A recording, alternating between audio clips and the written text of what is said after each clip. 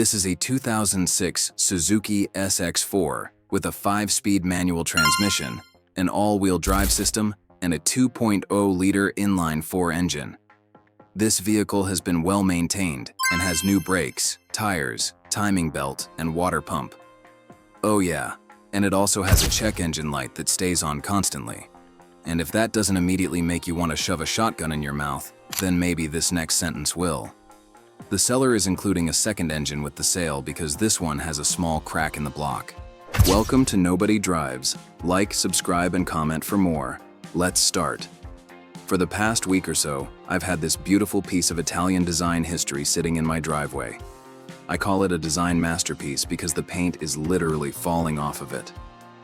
Now, I don't need this car, nor did I have any intention of buying this car. But after about 3 days of looking at it, I found myself thinking about how much I wanted to take it for a spin. And now I can't stop thinking about how I want to throw $8,000 at a car that's probably worth half of that in good condition. You might think something's wrong with me and you'd be right, but there are millions of other people out there who do this. And some of them aren't even trying to buy old broken cars. They're trying to buy brand new ones. So today we're going to explore the weird psychology of a car guy. Number 1. Emotional attachment over logic. Have you ever been driving down the road and seen someone in a beat-up old car that looks like it's held together by duct tape and rust? You know the type of car I'm talking about. It looks like it should be in a museum somewhere, but instead, it's just sitting there in a parking lot collecting dust. But you notice something strange. All 4 wheels of the car are mismatched. 2 different brands, 2 different sizes. You'd think somebody would have noticed this before they left the house, right? But no, this person is so emotionally attached to their car that they don't care about these things. And I'm not talking about car guys here. I'm talking about anyone who gets emotionally attached to something that doesn't reciprocate that attachment. Think about your ex. Maybe they treated you poorly and didn't treat you the way you deserve to be treated. But still, despite all the red flags, you couldn't help but feel drawn to them. There was just something about them that made you want to be around them. Even if they weren't good for you, you couldn't help but love them anyway. And that's the same thing that happens when you get emotionally attached to a car. It doesn't matter if it's reliable or not, if it breaks down all the time, if it's ugly, rare, cheap, or expensive. If you love it, then it's your baby.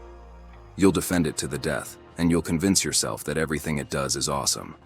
You'll tell yourself that a Porsche 944 with a blown head gasket and bald tires looks pretty cool. Hell, you might even say it looks better than a stock one. Yes, it does. Yes, it absolutely does. Look at that beauty. Number 2, the thrill of the challenge. A friend of mine once bought a car for $100. He was told it needed a starter, and he figured it was worth the risk for a car that looked like this. After he got it home, he started working on it, and soon realized it needed more than just a starter. As he began to tear apart the car, he found that almost everything was broken. The seats were ripped, the paint was faded, the engine was worn out. But instead of giving up on the car, he fixed it. He spent weeks working on it every day, replacing parts, painting the body, reupholstering the seats until finally it was back on the road and running better than it had ever run before. Was this car perfect? No. But to him, it was priceless. My friend did not buy that car because it was a great deal, or because it ran well, or because it was reliable. He bought it because it was a challenge. And that's what makes car guys different from everyone else. We love fixing things that are broken. We get excited about diagnosing problems and finding solutions. It doesn't matter if it takes us hours or even days to figure out what's wrong. Because when we finally do figure it out, the satisfaction we feel is unlike anything else. Sure, you might get a kick out of mowing your lawn, or doing the dishes, or balancing the checkbook. But try getting a kick out of replacing a clutch on a 1978 Volkswagen bus. Go ahead. I'll wait. See, most people can't get excited about stuff like that, but we can. We thrive on the challenge of taking something that's completely broken and making it work again. 3. Identity and status symbol. People who own weird cars aren't normal people. I know that sounds obvious, but it's true. If you own a car that's different from everyone else's, you're not a normal person. You're a car guy or girl, and there's nothing wrong with that. In fact, I think it's pretty awesome. But it does make you a little bit weird. For example, most people would never dream of owning a car like this, a 1968 Plymouth Roadrunner with a 426 Hemi engine. But for you, it's a dream come true. You don't want a car that everyone else has. You want something unique, something special. And that's what makes you a car guy. You have an identity. You're not just another person with a boring Honda Civic. You're someone with a personality. You're someone who stands out from the crowd. And that's something to be proud of. Sure, most people will never understand why you love your car so much. To them, it's just a hunk of junk. But to you, it's more than that. It's a reflection of who you are. It's a status symbol, and there's no shame in that. Number 4, the story factor. Owning a problem car is like having a pet. You gotta take care of it, feed it, play with it, train it. And just like a pet, sometimes it can be a pain in the ass. But you wouldn't trade it for the world. Problem cars are like family members. You might fight with them sometimes, but at the end of the day, you love them. In fact, you'd probably die for them. Well, maybe not that far, but you'd probably be willing to put up with a lot of crap from them.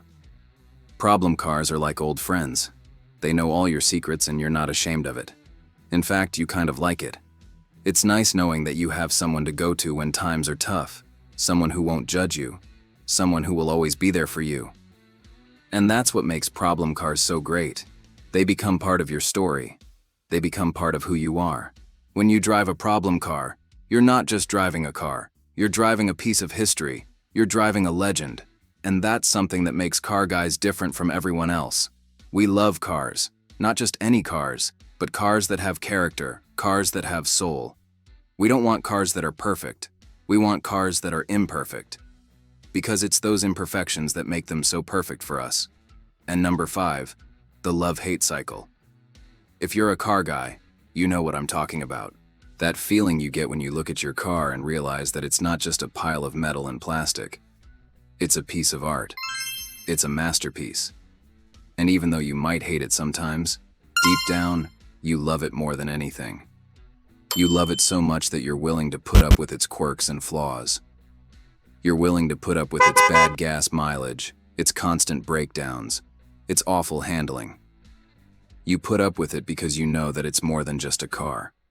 It's a part of you. And that's the difference between car guys and normal people. Normal people don't understand that difference. They can't understand why someone would choose to drive a car that's not safe, reliable, or comfortable. But we do. We understand it because we're car guys. And we wouldn't trade it for the world. Because our cars are more than just cars. They're works of art. They're pieces of history. They're a part of our story. Yeah, they may break down all the time, and they may cost us a fortune to repair. But that's okay. Because in the end, it's all worth it. It's all worth it just to drive a car that's unlike any other car on the road. A car that's truly one of a kind. A car that's ours. If you like this video, please give it a thumbs up and share it with your friends. And if you want to see more videos like this, please subscribe. Thanks for watching. Thanks for